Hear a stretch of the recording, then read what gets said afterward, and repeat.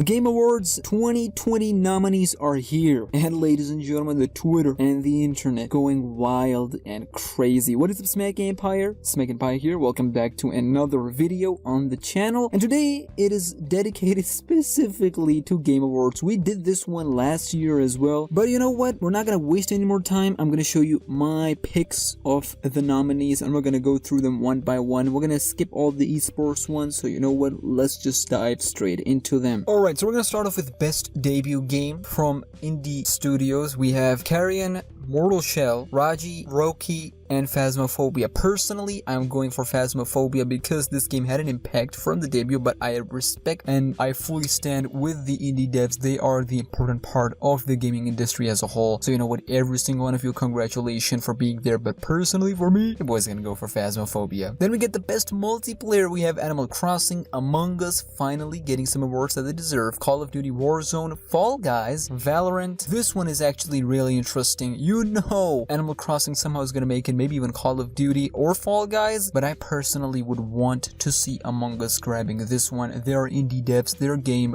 blew up this year, past few months, so me personally, I want them to succeed. I am skipping some of them just so we're clear. Then we get to the juicy categories. We got best action adventure, where we have first Valhalla from Assassin's Creed, obviously, Ghost of Tsushima, Marvel's Spider-Man Miles Morales finally getting a spot in there, Ori and the Will of the Wisps, they deserve it. We got Star Wars Jedi Fallen Order, and obviously The Last of Us Part 2. This one was very hard for me to pick because it was going from Valhalla. It's not bad. The game Valhalla might be the best Assassin's Creed so far in few years, obviously, but I was going between Marvel's Spider-Man or The Last of Us 2, but you know I already picked The Last of Us 2. Then we get to the best action. This one was a no-brainer for me. We got Doom Eternal. That game had so much impact on me personally this year. We got Hades, Half-Life Alyx. We need to talk about this in just a few seconds. Personally, I am going for Doom Eternal because of the impact that it had on me, but Half-Life Alyx, it is there, ladies and gentlemen. Then we got innovation in accessibility. We got Valhalla, Grounded, Hyberdot, The Last of Us 2, and Watch Dogs Legion. The Last of Us 2, obviously, if you haven't seen the accessibility features in their other games, have done it too, but The Last of Us 2, they know the real deal. Then we got the best VR AR. We got Dreams,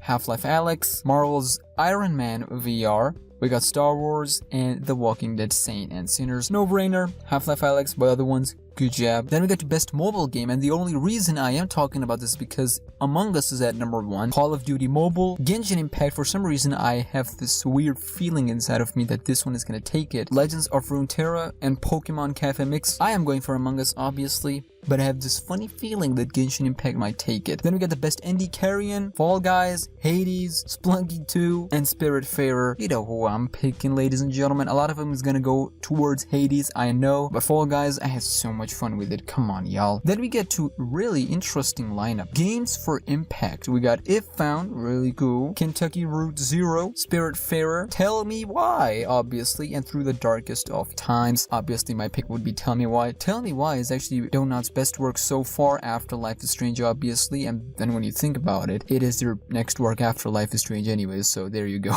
Then we get best performance. We got Ashley Johnson as Ellie, we got Laura Bailey as Abby, then we got Daisuke Tsuji as Jinsakai, then we got Logan as Hades, and then we got Naji as Miles Morales. Now obviously this is a very tough lineup. This is actually really tough for me personally. I don't have to explain it over and over again because I want to save it for Game of the Year category, but I'm gonna go for Ashley Johnson as Ellie. Why? Ashley Johnson, a lot of people would say, okay, Laura Bailey put a lot of performance in there, but for Ashley Johnson, if you haven't seen the interviews she's done for The Last of Us 2 before and after, especially afterwards, I made a lot of videos on it, but she's done a lot and she's suffered through a lot emotionally, and I believe just like she got for The Last of Us in 2013, she deserves here all day, every day. The performance she put in, regardless of your opinion on the game itself and the story, she deserves it here. Then we get to best audio design. Oh, this one was so tough for me. We got Doom Eternal. I'm so biased with Doom Eternal. We got Half-Life Alyx. We're gonna talk about it. Ghost of Tsushima. We got Resident Evil 3 and The Last of Us 2. Now, listen to me, listen. All of them deserves it, okay? Listen. I know it's controversial and you might be like, Smack, what are you doing? You're going for the same every single time. But the final pick for me was between Doom Eternal and The Last of Us 2, and I picked The Last of Us 2. Listen, I will explain why when we get to Game of the Year. Then we got the best score and music, Doom Eternal, Final Fantasy 7 Remake, Hades have a good soundtrack, just so we're clear, Ori and the Will of Wisps, and The Last of Us 2. The Last of Us 2. Listen, guys, I know y'all are leaving. Don't leave, come on. Then we get to best art direction, Final Fantasy 7 Remake, Ghost of Tsushima, Hades, Ori, and The Last of Us 2. This was really tough for me between Ghost and TLOU2. Well, you know, TLOU2 all day, every day. Then we get to best narrative, 13 Sentinels, Final Fantasy 7 Remake, Ghost, Hades, and The Last of Us 2. Narrative, when we specifically talk about it, TLOU2. Then we get to best game direction. Ooh, Final Fantasy 7 Remake, this was a big one actually. Ghost of Tsushima, Hades, Half-Life Alyx, and The Last of Us 2. Half-Life Alyx. Okay, I'll get to it in just a second, but the best game direction for me was The Last of Us 2. And finally we get to the big one, the Game of the Year, the big one.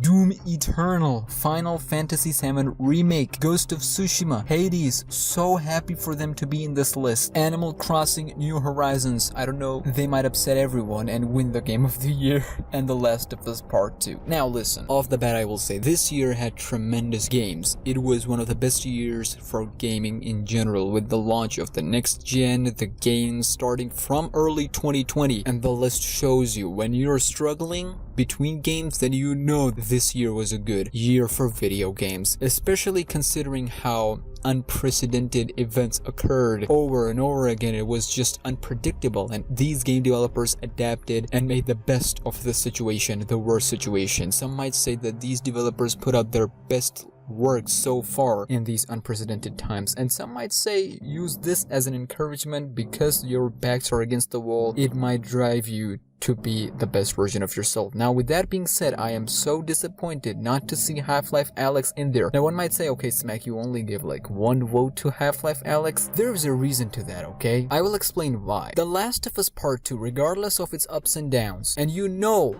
I was very vocal with its downs as well, but I was also very vocal about its ups as well. None of the other games had as bigger and as major impact and emotional connection with me other than The Last of Us 2. Doom Eternal, like I said in the beginning of this video, had big impact on me, but not as big as The Last of Us 2. Ghost of Tsushima deserves every praise it gets. It deserves all the work that it's going to win. But for me, it didn't hit. None of the other games hit as much as The Last of Us. Last of Us, to me, the emotional impact that it sent towards me, and I never realized how much I cared about video games and their stories and characters after I was done playing The Last of Us 2. The characters, the twists and turns. Now I know it is controversial, you don't have to tell me, but what you can do, ladies and gentlemen, go to the link and pick the games that you think deserves other than The Last of Us 2. You have till 2nd December, I believe, or I don't know. You have time till December, and I'm gonna be here live. I'm not sure if I'm gonna be here live, but I will react to all of them and you will see my reaction to them. Personally, you know why. I'm disappointed not to see Half-Life Alyx, literally the best innovative AAA VR game of the year, of this generation as a whole, if I'm being honest. But all these games, congratulations, well done. Make sure to let me know your nominees